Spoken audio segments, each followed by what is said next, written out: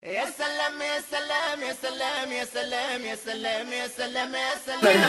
temple du pharaon. Par une amie qui avait découvert le magasin, il devait être ouvert depuis 6 mois. Et sachant que j'allais souvent en Égypte, je suis venu voir le magasin et j'ai rencontré Mamdou, extrêmement gentil, et depuis nous sommes amis.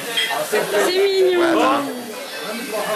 Comment t'es venu à être venu ici? Comment on est venu ici?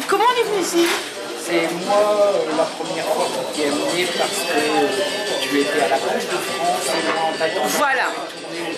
Parce que j'ai eu un petit problème avec la Banque de France. Hein. Donc ça, je vais pas m'étaler sur la Banque de France. J'ai fait faillite personnelle à la Banque de France. Et donc Thierry m'a fait connaître le temple du pharaon. Comme ça. Ouais, ce qu'il connaissait. Donc on est venu ici, et comme il s'avère que j'allais aller en Égypte en 2010, je me suis empreinte de l'atmosphère et tout. Et depuis ce temps-là, je viens toujours. Parce que Marie-Laure et Mamdou sont adorables. J'ai mon petit Maël qui m'a fait un joli dessin, dont je suis la première acheteuse. Tu tires le chèque quand tu veux, il n'y a pas de problème. Hein. C'est fait, bon, je l'ai pas encore vu. Et sinon, aujourd'hui, nous fêtons les 7 ans, donc je suis contente d'être là. Voilà. Tu es venu à venir au temple? J'ai rencontré Elodie dans une soirée qui travaillait ici. Oui. Après, j'ai vu Mamdou et je fais très bien et je vous aime trop et vous allez faire ça pour le magasin Mamdou. Moi. C'est au nom de tous les invités ici présents que je n'ai pas consulté que je m'exprime. Je vais quand même juste te dire, parce qu'il y a une famille de temples de pharaons. Il fait une grande partie des familles, comme le Kenya aussi, c'est vraiment la famille, parce qu'ils sont là tous les jours. J'ai payé la comptabiliser 1000 fois. Je lui fais confiance parce que lui, dans les comptes, il est très carré. Il travaille. Donc ça fait partie vraiment de la famille. Il y a le docteur Aziz qui n'est pas là encore.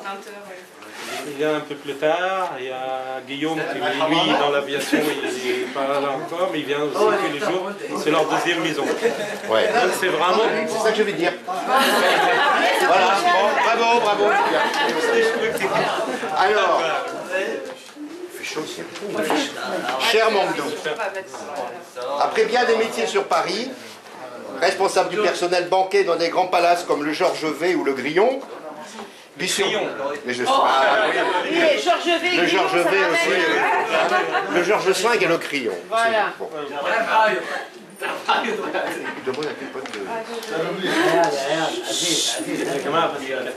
Puis sur Brest, chez Aquacel, tu as franchi le pas et ouvert ici avec le soutien de ta tendre épouse Marie-Laure. La bien nommée. Déjà nommé. Un magasin que tu as appelé le Temple du Pharaon. On cherche toujours le pharaon d'ailleurs. Était-ce ton rêve? Depuis quand le caressais-tu? Tu nous le diras. En tous les cas, c'est un lieu original et tout à fait unique sur la place de Brest et de sa région, comme nous allons le voir. Dans les faits, le temple du pharaon est bien plus qu'un magasin.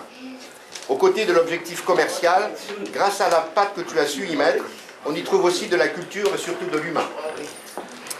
Dans son aspect commercial, le magasin comprend une partie vente de produits d'Égypte, vaisselle, bijoux, produits de beauté, chicha, vêtements pour la danse orientale. Il comprend aussi un salon de thé narguilé dans lequel tu sers des boissons chaudes ou froides et des cocktails, toujours faits à base des meilleurs produits, et tu y ajoutes un savoir-faire bien à toi. Outre l'aspect commercial, tu as également fait de ce lieu, grâce à la qualité des gens qui l'attirent,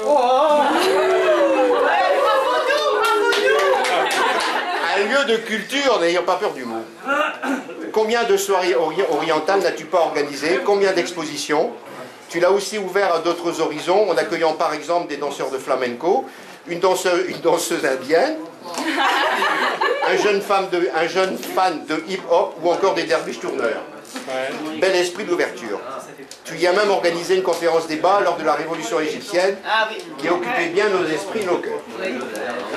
Mais c'est surtout, Mamdou, sur le côté humain que tu as su créer et entretenir que nous voudrions insister.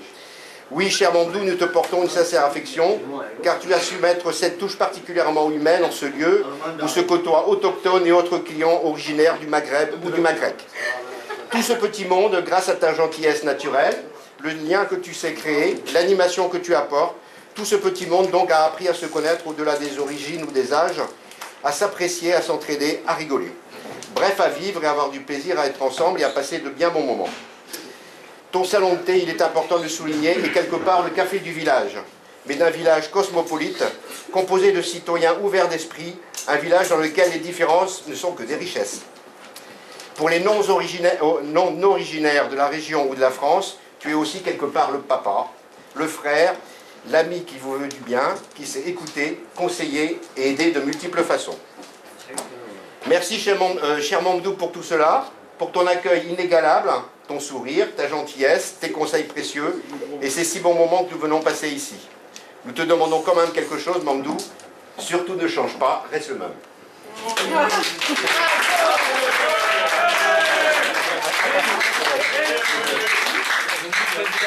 Alors, et c'est un jeune étudiant ingénieur à la l'année prochaine. Et à l'UK cette année. Merci à vous.